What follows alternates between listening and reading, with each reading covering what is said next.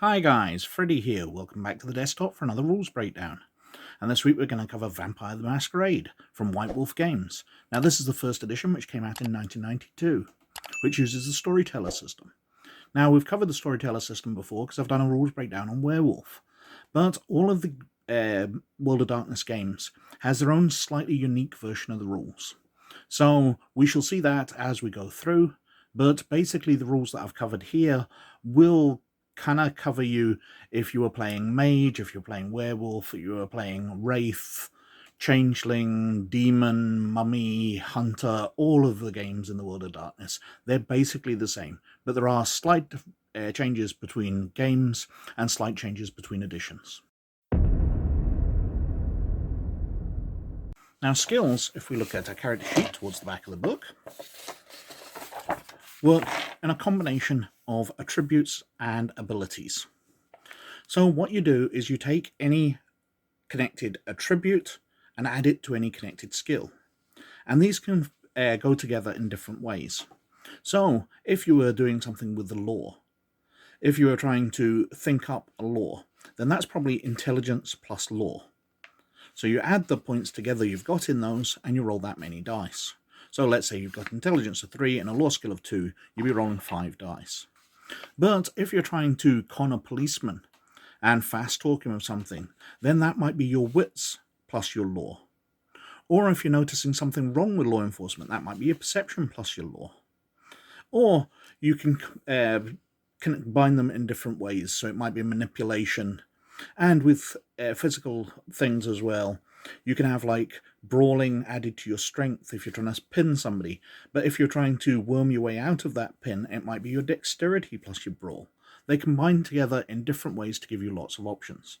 But it's always the same thing, that you're adding the number of pips you've got in the attribute to the number of pips you've got in the skill. So as we said, if we've got 5 dice, so 3 in intelligence and 2 in lore, we're rolling 5 dice. Now the Games Master will come up with a target number. The target number is based around how difficult the task is. So easy tasks might be a target number of 3 or 4. They'd be very trivial. Right up to extremely difficult tasks of 9. But the standard test is a 6. So you've got 50-50 chance of success. Now, 1s count as botches and remove away successes. Always. But if you've got a talent which connects to your attribute or your skill which is valid, so let's say you've got strength and it's brawny, well, you could use that in wrestling. I'm brawny, so I'm trying to pin the person. So you get to re-roll any 10s if you can describe how that features into what you're doing. You know, quick-witted or smart are very easy ones to put in and apply, but you can get very quirky ones. I remember my werewolf, for example, has lithe as her dexterity one. Anyway, we're rolling the dice against the target number. Let's say the standard is 6. So we've got a 10 there. If we had any abilities, we'd be re-rolling them. We've got a 9. We've got a 6. So we've got 4 successes, which is a very good roll. Now, initiative is based again on a combination of attribute and ability. In this case, it's usually wits plus alertness, and you're rolling the combination of those two against it. However, Vampire is a storytelling game, so the Games Master can overrule that if the story features for it. So if it's obvious who's going first, then there's no need for a roll. But otherwise, it's wits plus alertness, or if you're in combat, you might want to make it dexterity plus alertness, but the recommended is wits plus alertness. You're rolling your dice. If you get 1s, they take away from your successes. So in this case, he has no successes. Now that just means he goes last in combat, after anybody who's got any successes at all. Basically, it goes down in number from the highest to the lowest, to fails, and then anybody who botches. So if I'd got 2 1s there, or a 1 and no success, then I would have failed and botched, and I would fail to go this round. It would be as simple as that. But any successes, you go in high to low. Players declare their actions from low to high, so the slowest people get to say what they're doing first, so the faster people get to react to it. And that's how it works. So you roll and you're actually going from high to low, but declaring low to high. So for combat, we're using the same mechanics. We're adding an attribute to a skill. So for shooting a gun, it'll be dexterity plus firearms, for example. For melee combat, it might be your melee skill plus strength, or plus brawl, depending if you're just punching. Or if you're giving an excuse, you're a martial artist, so you're far more a dexterous fighter than a strength-based one, you can give arguments that it be dexterity plus brawl. But that's how it works, you're adding them together. And your target number is based on what kind of attack you're doing. Now, if we go to page 227 here, we've got firearms. And we can see the difficulty number for using it, and the base damage. Plus melee attacks. So we've got biting, punching, etc. do strength +1. But they've got target numbers here. So generally 5s for biting, punches are 6. Melee weapons, there's target numbers of 4s, 5s, depending on how much. An axe is an unwieldy weapon, so the target numbers are 7, but it's doing strength +5 damage. Now, you're rolling your number of dice against the target number for the weapon. So let's keep it simple here. Let's just use the pistol, revolver. So difficulty 6, damage 4. So let's say it's 5 dice. We're looking for 6s. We have 3. Now the target will attempt to dodge, which will be the dexterity plus their dodge. Unless it's melee combat, they might be fighting back, so it might be strength plus brawl. But we got 3 successes there. We'll say the target's using the same amount of dice. And they only have 2. Now that's taken it down to a base hit. So that'll be 4 damage that'll be going through. However, if we've got more net hits than just the base for it, they would be adding to the damage for firearms. But net successes do not add to your damage for melee combat. They only add to your damage for firearms.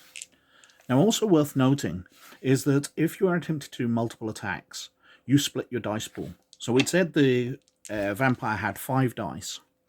If he's wanting to shoot twice, and he doesn't have the discipline which gives him extra actions, then he'll be splitting his dice pool. So he'll be saying, I use 3 dice for one, 2 dice for another. Or it's possible if he wants, he could use 1 dice and have 5 attacks. But that's how multiple actions work. And of course, dodge comes out of that. Now, when you're using multiple skills, the way it works is you take the dice pool for the lowest. So if the character had a firearm skill and dexterity which came to 5, but his dodge and dexterity only came to 4, then he'd only be splitting a dice pool of 4. So you could only put 2 into each, or 3 in 1, however he wants to do it. But you split your dice pool of the lowest skill for the actions you're taking. So we'd said the character had done the base damage for his gun, which was 4 dice, because he'd got no net successes over the base. So he'd managed to hit and done no extra damage. So we're rolling 4 dice. Now, the 3 and the 4 do nothing, and the 9 and 10 are successes. So we've done 2 health levels of damage. However, vampires get to soak traditional damage by rolling their stamina. But there's a second type of damage called aggravated, which is generally sort of magic damage, which is done by werewolf claws, vampire special abilities, etc. And that can only be soaked if you've got the discipline for it, and then only by the discipline of fortitude. But your base damage, you're just rolling stamina against ordinary stuff. So we'll say this vampire has 2 dice. So we'll roll 2 dice, and he gets 1 success. So he takes the damage from 2 down to 1. Now your health is on the character sheet under health, and you have 7 health levels. And basically 1 makes you bruised, which has no further effect. But as you get extra damage, you add them on top of that.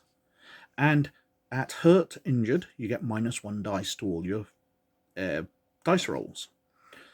Wounded, you get -2, mauled -2, crippled -5, and incapacitated, you fall to the ground. Now obviously vampires can heal fairly quickly by spending blood points, which heals them up, unless it's aggravated damage, in which case it's a lot harder to heal.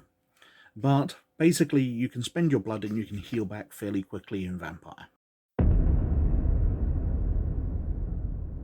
And for experience, if we turn to page 182, you get standard experience points. The rewards tend to be a lot lower than Dungeons and Dragons and things. You tend to only get sort of 10 points or so per adventure if it's a particularly good one, or if it's only a short couple of sessions, you might only get 6 or so. But you spend them as per this table on page 182. So if you want to buy a new ability, costs you 3 points. A new thaumaturgy pass, 7 points. New disciplines cost you 10. Willpower costs you the current rating. So if you're wanting to change it from 6 to 7, it's going to cost you 6. Humanity, current rating times 2. Virtue, current rating times 2. Abilities, cost you current rating times 2. Attributes, current rating times 4. Thaumaturgy path, current rating times 4. Clan discipline, current rating times 5. And other disciplines, current rating times 7. So you can spend your experience and gain all of these, but obviously some of them are going to take you a long time to save up. So that is a very brief look over Vampire. It's a lovely game. I consider it one of the most artfully written games with such a lovely background. I really adore Vampire as a creation, even if I don't think it's the most playable game in the World of Darkness, which I definitely love Werewolf for that. Vampire is a piece of loveliness to behold. Some great background in there, some great systems, a really good game. Anyway, I think I've whittled on for quite long enough as usual, so thank you very, very much for watching. But most of all, as always, you look after yourselves, and I'll catch you later. Bye now.